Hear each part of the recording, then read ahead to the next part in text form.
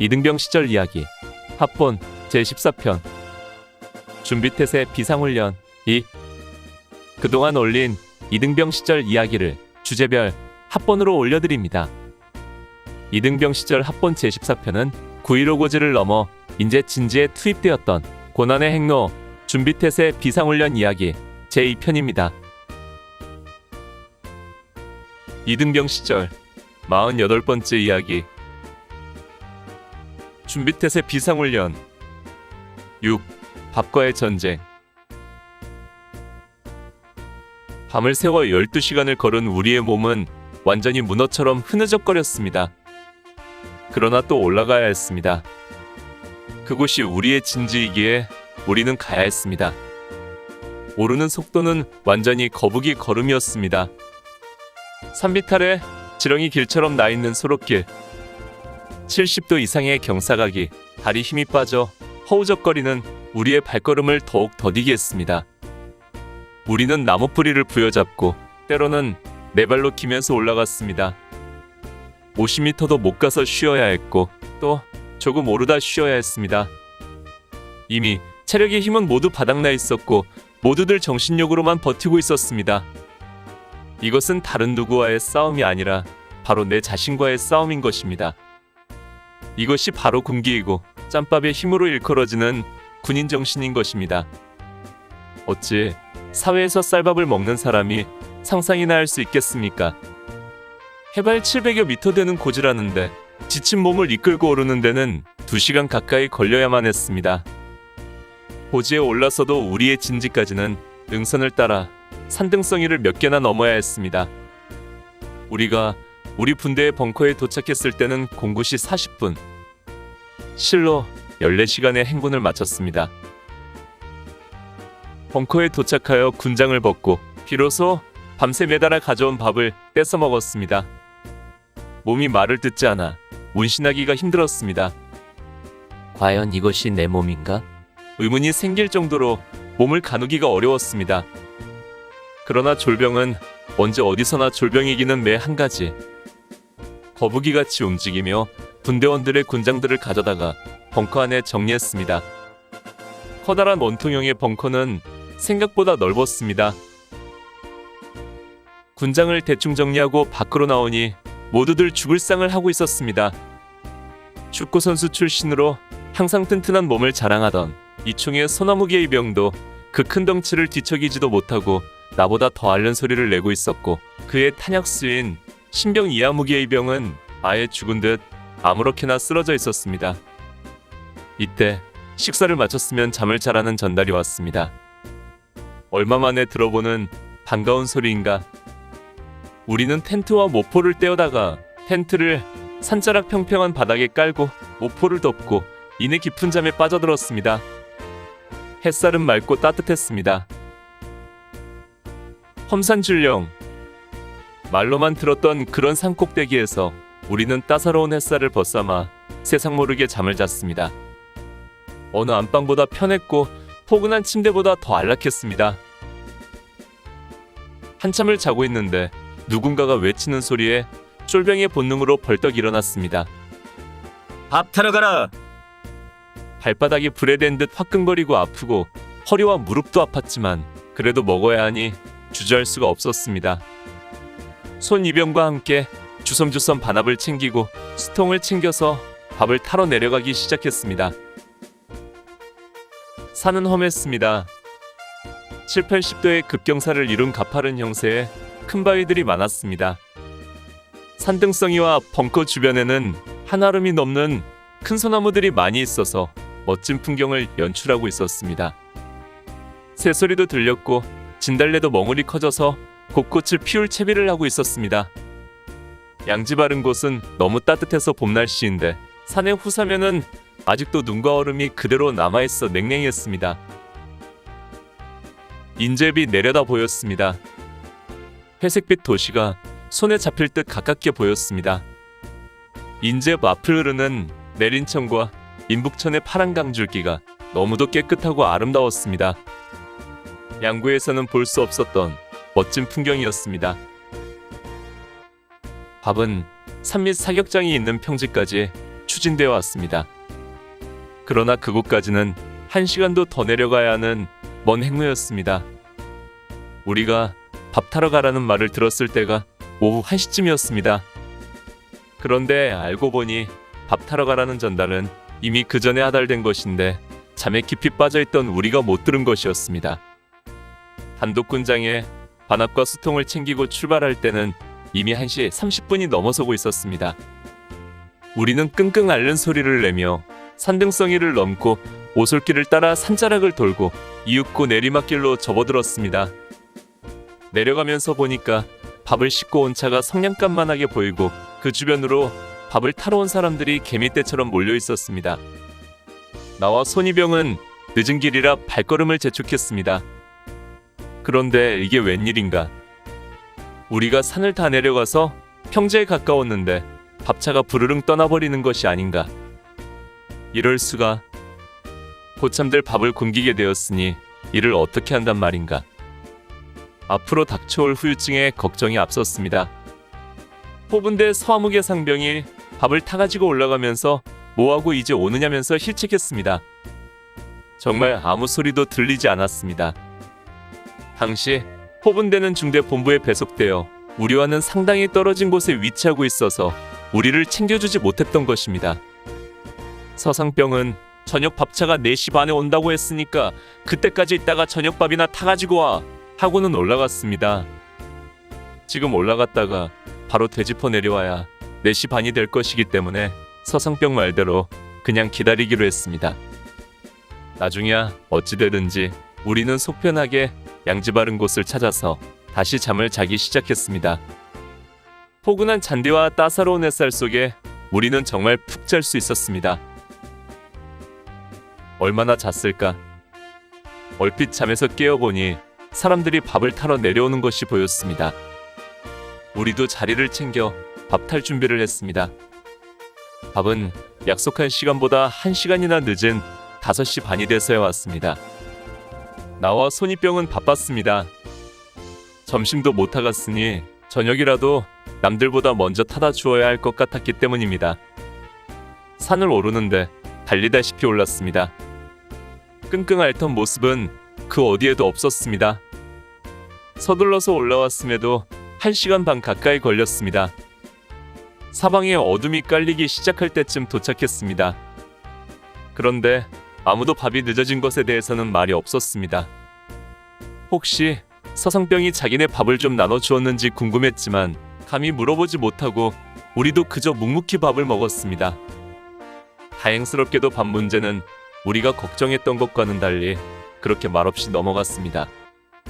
지금까지도 그날 점심밥을 어떻게 해결했는지 모릅니다. 모두들 피곤에 겨워 저녁 때까지 잠을 잔 것인지 아니면 포분대에서 밥을 나눠준 것인지. 그러나 중대본부에 배속된 포분대 수경지는 우리와 산 한계를 넘어야 하는 거리였기에 일부러 힘든 몸을 끌고 와서 자기네 밥을 나눠 주었을 것 같지는 않습니다.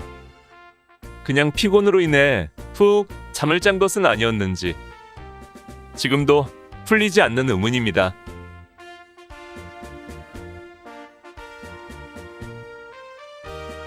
이등병 시절 49번째 이야기. 준비태세 비상훈련 7. 인제에서의 하룻밤. 우리에게 배정된 기관 총용 벙커는 산등성이 정상에서 조금 내려간 구부 능선 정도의 위치에 있었고 원통형으로 꽤 넓었습니다. 그런데 이 벙커의 방향이 북쪽을 향해 있는 곳도 있었지만 우리가 들어간 벙커는 남쪽, 즉 내린천 방향으로 향해 있었습니다. 이 말은 전쟁이 났을 때 적들이 산을 에워싸고 어느 방향에서든지 쳐올라올 수 있다는 것이었습니다. 즉 우리는 포위된 상황에서 적과 싸워야 하고 여기서 옥새를 하든지 아니면 퇴각하기 위해서는 산능선을 따라 현리 방향으로 가는 것만이 유일한 통로인 것입니다. 이번 진제에 투입되기 전 어느 선임이 하던 말이 생각났습니다. 거기가 우리들의 무덤이야. 과연 그 말이 정답인 것 같았습니다. 고지에서의 밤은 금방 찾아왔습니다. 해가 넘어갔다고 느끼는 순간 어느새 사방은 어둠이 둘러쳐지고 있었습니다. 우리는 취침 준비를 했습니다. 벙커 안은 우리 분대 전체가 다 취침하기에는 비좁았습니다. 벙커 안은 꽤 넓었지만 거기에 우리의 군장과 화기들, 방독면, 철모 등등 장구류들이 쌓여 있어서 정작 우리가 누워 잘 공간은 적었던 것입니다. 그래서 벙커 안에서는 박 분대장과 나와 내 사수인 이상병 이렇게 세 사람만 자고 나머지 이총은 밖에서 텐트를 치고 자기로 했습니다. 우리는 벙커 안에 침실을 만들기 시작했습니다. 먼저 벙커 주변에 널려있는 낙엽들을 긁어다가 바닥에 깔풀로 깔았습니다. 낙엽들이 많아서 넉넉히 깔은 다음 그 위에 텐트를 깔고 모포를 펴니 잠자리가 완성되었습니다. 그 위에 모포 석장을 겹쳐서 덮으니 그런대로 잘만 했습니다. 그런데 문제는 벙커 출입구와 전면에 뚫려있는 총안이었습니다. 그곳으로 찬바람이 오롯이 들어와서 냉기가 벙커 안에 가득했기 때문입니다. 그래서 나와 이상병이 바닥에 침구를 준비하는 동안 분대장은 벙커 입구와 총안을 막는 작업을 했습니다. 나무를 꺾어다가 판초 위를 바꿔 끼워서 차가운 외부 공기가 들어오지 못하게 한 것입니다. 해가 진 뒤에 바깥 날씨는 한겨울처럼 추웠습니다. 출입구와 총안을 막은 분대장은 다시 벙커 안을 따뜻하게 할 생각으로 불을 피웠습니다. 벙커 안에는 수류탄 방지구라는 깊이 판 작은 굴이 있는데 이곳에 나뭇가지를 쌓아놓고 불을 피우는 것입니다. 그러나 막힌 구멍이라 불은 잘 붙지 않고 또 연기도 빠져나갈 틈이 없어 벙커 안은 금세 옷소리 잡는 굴이 되어버렸습니다.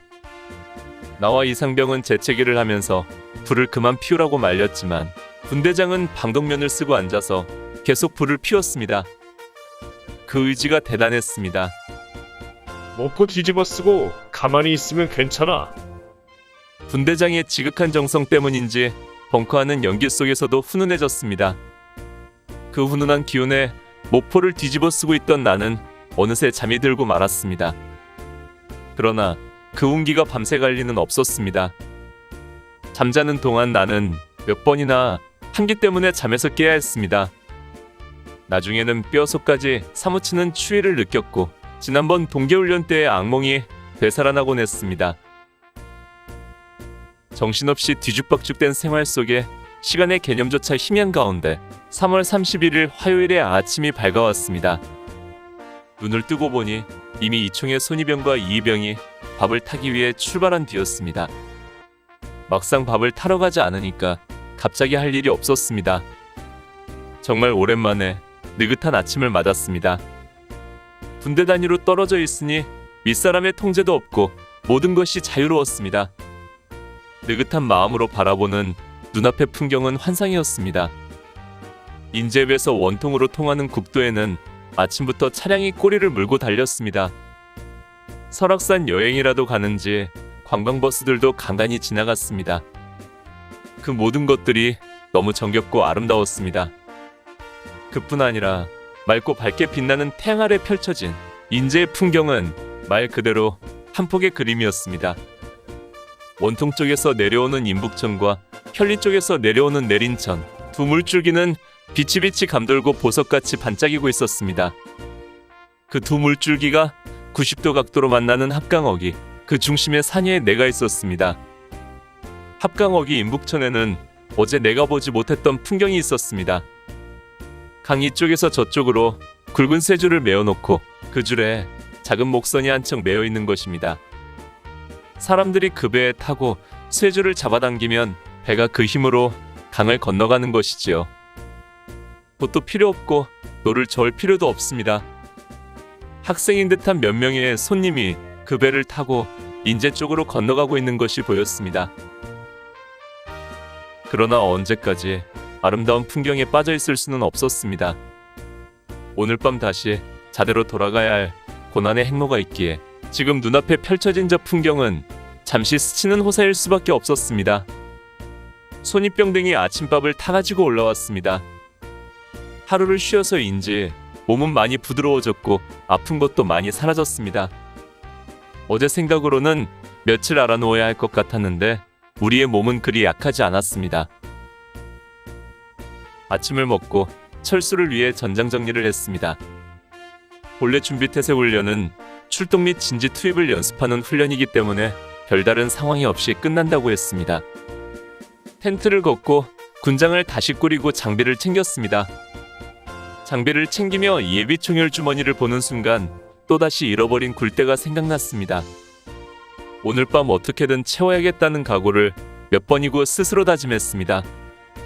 철수 준비를 하는 도중 또다시 점심밥을 타러 나와 이병이 산 아래에 다녀왔고 점심을 먹은 후에는 야간 행군을 위한 휴식을 취했습니다. 오후 3시쯤 이동하여 대대 CP 벙커 앞에 능선에서 대기했습니다. 군대 장급 이상 간부들이 대대 CP 벙커의 강평을 다녀왔습니다. 강평은 두어 시간 동안 계속되었습니다. 이윽고 산 아래로 이동하여 다시 추진되어 온 저녁밥을 먹었습니다. 오늘 밤 돌아갈 일이 꿈만 같았지만 또 한편으로는 자대로 돌아간다는 마음에 발걸음은 가벼웠습니다. 그날 아침 나는 인제의 아침을 이렇게 노래했습니다. 인제의 아침. 파르스름한 여인의 눈매 같은 요염한 자태가 푸르른 강물되어 감싸 흐르고 짙은 향기 머금은 향수 같은 그리움이 안개되어 피어오른다. 강력에 매여있는 작은 거로 뺀 삶의 현장으로 떠나는 내 형제 자매들이 오롯이 타고 매양하던 일처럼 천연스레 건너는 아침. 자연이 주는 평화로움은 총을 맨 병사조차도 멋진 풍경화 속에 주인공이 되게 한다. 망각의 시간이 있기에 지난 밤 고난의 행군도 벌써 마음 한구석 추억이 되어버린 날. 오늘 이 아침에 저 아름다움조차 잊혀질까봐 작은 보자기를 펴고 소중히 담는다. 꽃망울 커지는 인제의 이 아침을 W202에서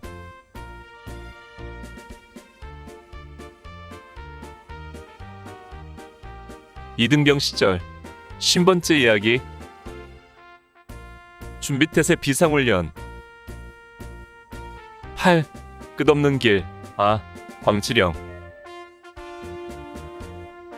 1981년 3월 31일 18시 30분. 마침내 자대로의 복귀를 위한 행군 명령이 떨어졌습니다. 지난번 진지 투입할 때에는 각 중대별로 따로 출발했는데 복귀는 대대 전병력이 모두 함께 출발했습니다. 구중대가 천병중대가 되어 맨 먼저 출발했고 우리 11중대가 본대가 되어 뒤따르고 이어서 대대본부와 12중대 그리고 10중대가 예비대가 되어 품에 따라 붙었습니다. 대대 병력이 대오를 지어 주간 행군 대형으로 이동하면 그 길이가 3-4km에 달하게 됩니다. 그러기에 같이 출발한다 하여도 맨 나중에 출발하는 부대는 거의 1시간여 늦게 출발하게 되는 것입니다. 그러나 야간 행군은 앞사람의 철모 뒤편 야간 표지판을 식별할 만큼 가까이 가야 하기 때문에 그 거리는 2km 이내로 훨씬 짧아지게 됩니다. 우리는 리빙스톤교를 건너 을지건문소에서 방향을 오른쪽으로 돌려 원통 쪽으로 향했습니다. 바로 설악산에 이르는 국도 44호선이었습니다. 그 길을 따라 한참을 가니 북면 표지판이 나오고 이곳이 그 유명한 원통리가 있는 곳이라고 하더군요. 그러나 우리는 원통리 못 미쳐 다리목에서 방향을 좌측으로 돌려 비포장도로로 접어들었습니다. 바로 이곳이 광치령 입구였습니다. 광치령. 다대에 와서 가장 많이 들어본 지명일 것입니다. 고참들은 입만 열었다 하면 광치령 이야기를 했고 이사단에서 군대 제대하려면 광치령을 30번 넘나들어야 한다는 이야기도 수없이 들었습니다. 그러기에 나는 광치령이 공포의 대상이었고 또 한편으로는 호기심의 대상이었습니다. 그러나 광치령길의 시작은 생각한 것과는 달리 부드러웠습니다. 완만한 경사를 이루고 있는 시골 신장로였습니다. 저지난 밤 9.15 고지를 오를 때에 비하면 이 얼마나 여인 같은 부드러움인가. 그러나 그 부드러움은 너무도 길었습니다. 가도 가도 끝이 없는 길. 마사토 모래길이 하얗게 빛나며 끝없이 또 끝없이 펼쳐졌습니다. 저 산모퉁이를 돌면 꼭대기일까? 저 구비를 지나고 나면 내리막길이 시작될까? 몇 번이고 속고 속으며 별빛도 없는 산길을 걷고 또 걸었습니다. 처음엔 겁을 먹고 들어섰던 광치령. 그러나 완만한 길을 보고 마음이 풀어졌는데 이제 시간이 갈수록 알 수 없는 두려움이 사려들기 시작했습니다. 적막함과 지루함이 또 다른 고통이 되어 우리들을 괴롭혔습니다. 발에 물집이 생겼다며 나의 동기 라이병은 내 뒤에서 헉헉대고 있었습니다. 자꾸 처지는 그에게 고참들의 호령이 떨어지고 견디다 못한 그는 내 군장을 잡고 끌리다시피 따라왔습니다. 나도 지치고 힘들었지만 어쨌든 한 배를 탄 동지였기에 더욱 힘을 내서 그를 끌어야 했습니다. 중대장은 우리들의 지루함과 처지는 것을 막기 위해 군가들을 시켰습니다. 심신의 고단함 속에 군가를 하는 것이 또 하나의 곤혹스러움이었지만 지휘관의 명령이여 또 고참들의 눈총이 있었기에 악을 쓰며 군가를 불러야 했습니다. 그러다가 휴식 시간이 되면 그대로 쓰러져 잠을 자거나 냉수에 건방을 씹었습니다. 출발한 지 4시간 반 만에 마침내 광치령 정상에 도착했습니다. 끝없을 것 같던 광치령이 그 정점을 드러내고 길은 다시 아래로 향하여 길게 뻗어 있었습니다. 이때부터 다시 구비구비마다 끝이냥 속으면서 깎아지른 절벽에 간신히 붙어있는 하얀 길을 가기 시작했습니다. 광치령의 인제 쪽이 여성스럽다면 양구 쪽은 남성스러웠습니다. 산세가 험하고 굴곡도 많았습니다. 길은 산중턱을 깎아서 만들었기에 길의 오른편은 병풍처럼 깎아지른 벽이 둘러쳐 있었습니다. 왼편은 어둠 속이라 보이지 않았지만 급경사의 낭떠러지임이 분명했습니다. 목도 마르고 육체도 지쳐서 군가도 자꾸만 끊겼습니다. 묵묵히 걸음만 재촉할 뿐. 그러나 마음속에는 끝없는 광치령 길이 원망스러웠습니다. 얼마나 내려왔는가. 길이 거의 180도 꺾어지고 오른쪽으로 졸졸거리는 냇물을 낀 완만한 도로가 시작되었고 그 길을 1시간 가까이 진행하자 차츰 민가가 보이기 시작했습니다. 작은 사각의 창문을 통해 불빛이 새어나오는 것을 보며 구세주라도 만난 듯 너무 반가웠습니다. 다 왔다. 조금만 하는 말들이 분별 없이 들리는 가운데 우리는 힘을 내었습니다. 그러나 고개를 벗어나기까지는 그곳에서도 1시간 이상을 더 걸어야 했습니다. 마침내 광치검문소를 지나쳤습니다. 출발해서 광치령을 넘어오기 7시간. 과연 어떻게 견뎠는지 꿈만 같았습니다. 이제부터는 눈에 익은 길입니다.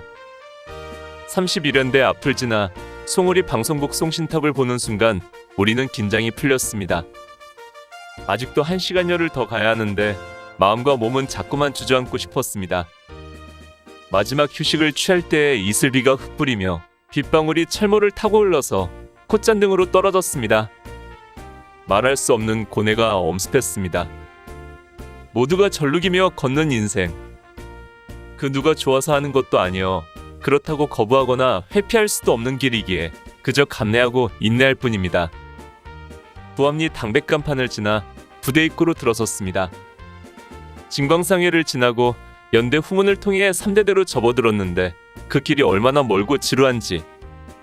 대대에서는 힘찬 행진곡이 스피커를 통해 울려 퍼지고 있었습니다.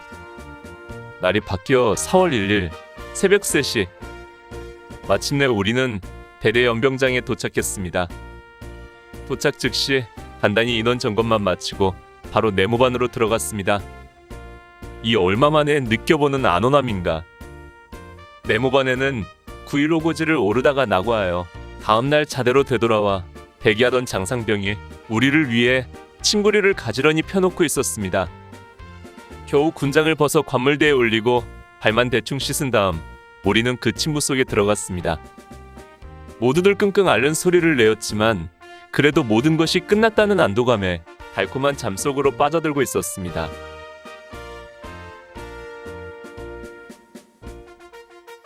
이등병 시절 51번째 이야기. 굴대 이야기. 굴대는 우리 화기소대 기관총에만 있는 장비입니다. 즉 기관총과 삼각대를 연결해주는 주먹만한 쇠뭉치이고 비록 작은 기계이지만 이것이 없으면 삼각대 기관총을 운용할 수 없기에 반드시 있어야만 하는 중요한 장비입니다. 앞서 이야기한 것처럼 이 굴대를 우리 총일분대의 기관총 2정이 이번 준비태세 훈련 중 모두 잃어버리고 말았습니다. 이 총의 것은 915고지를 오르는 도중에 잃어버렸고 내가 간수했던 1총 굴대는 915에서 901을 통해 하산하는 도중에 잃어버린 것입니다. 다른 사람은 몰라도 나는 준비태세 훈련이 끝나도록 단 한시도 굴대 생각을 잊은 적이 없었습니다. 어느 순간 어느 기회가 포착되기만 하면 굴대를 훔쳐서라도 채워놓을 생각이었습니다. 훈련이 끝나고 복귀하던 광치령 고개를 넘으면서 나는 휴식 시간만 되면 우리보다 앞서 있는 천병중대 화기소대 주변을 맴돌았습니다. 깜깜한 밤이었고 모두들 피곤에 겨워 잠들어 있는 산길에서 내가 다른 중대 화기소대원 옆에 누워 살그머니 예비총열 주머니를 열어 굴대를 빼어내도 아무도 알지 못할 것 같았습니다. 그러나 나는 천성적으로 남의 것을 훔치지 못했습니다. 누군가 나를 지켜보는 눈이 있는 것 같고 또 내 속에 있는 양심의 소리가 내 손을 멈추게 했습니다. 나는 몇 번이나 망설이다가 결국 다른 중대의 굴대를 훔치지 못했고 걱정만 가득하는 채 그냥 귀대하고 말았던 것입니다. 귀대에서 보니 이 총의 굴대는 낙오했던 장상병이 부대로 돌아오는 길에서 찾아서 가져왔기에 이상이 없었습니다. 그걸 보노라니 내 마음은 더욱 걱정이 휩싸였고 아무런 대책이 없는 내가 너무도 한심했습니다. 사수인 이상병도 걱정했고 분대장도 걱정했습니다. 그러나 그들은 그래도 짬밥에 경력이 있어서인지 어디서든지 훔쳐서 채울 생각을 했고 도리어 나를 위로하고 격려해 주었습니다. 그럴수록 나는 그날 광치령에서 굴대를 훔치지 못한 것이 너무도 안타깝고 괴로웠습니다. 그럭저럭 며칠이 지난 일요일 오후였습니다. 나는 교회 갔다 와서 세탁과 정비로 정신없이 돌아다니다가 모처럼 편지를 쓰려고 침상에 올라앉아 편지지를 막 펴들고 있을 때였습니다. 사수 이상병도 내 옆에 앉아 역시 무언가를 쓰고 있었습니다. 오후 3시가 넘을 즈음인데 분대장이 바삐 들어오더니 이상병과 나를 부르고는 품 안에서 무언가를 쑥 꺼내어 주었습니다. 굴대였습니다. 나는 순간 어리둥절해서 아무 말도 못했습니다. 그러다가 이내 사태를 짐작했습니다. 아, 분대장이 어디선가 굴대를 훔쳐왔구나. 자, 우선 사포하고 줄을 가지고 우리 것처럼 표시를 해. 나와 이상병은 굴대를 받아들고 소대 창고로 들어가 사포와 줄을 가지고 그 굴대를 우리 것으로 표시나게 만들기 시작했습니다. 굴대는 전에 우리 것보다 좀 더 낡아 있었고 왠지 낯설어 보였습니다. 그래도 우리는 사포로 굴대의 겉을 깨끗이 갈아내고 줄을 가지고 여기저기 표시를 했습니다. 모든 것을 다 한 뒤에도 내 마음은 왠지 무겁고 가슴은 떨렸습니다. 아직 짬밥 그루스가 부족하기 때문인가. 그러나 이상병과 분대장은 걱정거리가 사라진 때문인지 금방 웃으며 즐거워하더군요. 훗날들은 분대장이 굴대를 훔쳐온 사연은 이러했습니다. 분대장이 그날 오후 10중대 화기소대로 놀러갔다가 그곳에 있는 동기의 분대장과 장기를 두게 되었답니다. 10중대 화기소대는 우리와 50여 미터 떨어져 마주보고 있는 곳이었습니다. 분대장은 일부러 장기판을 들고 소대 구석에 있는 예비총열 주머니 곁으로 가서 자리를 잡았고 장기를 두면서 기회를 봐가며 살그머니 예비총열 주머니의 지퍼를 열고 굴대를 빼내왔다는 것입니다. 어떻게 그럴 수 있을까? 나는 상상도 못할 일이었기에 놀랍고 또 무서웠습니다. 그러면서 나는 또 다시 걱정이 생겼습니다.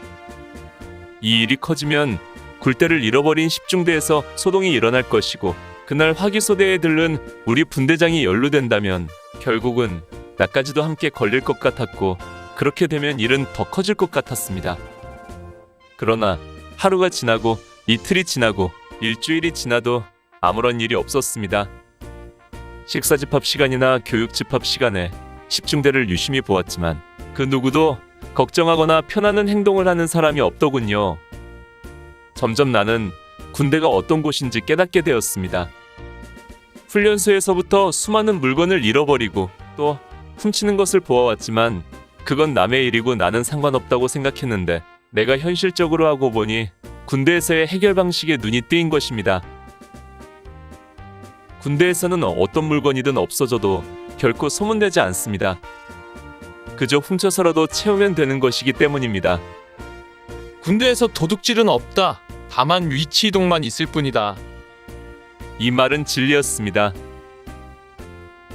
그 뒤에 애묘 공기관총 집체 교육을 받을 때 나는 10중대 화기소대의 총들을 유심히 보았습니다.